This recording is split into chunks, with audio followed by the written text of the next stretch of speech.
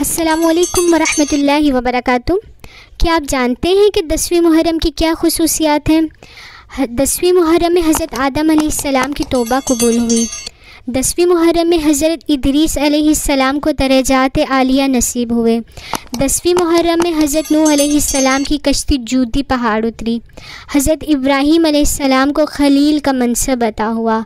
हज़रत यूसुफ़ अलैहिस्सलाम को जेल से रहाई नसीब हुई। हज़रत यूनुस अलैहिस्सलाम को मछली के पेट से निजात मिली। हज़रत मूसा अलैहिस्सलाम की कौम को फ़िरौन से निजात मिली। हज़रत ईसा अलैहिस्सलाम को ज़िंदा आसमान पर उठाया गया।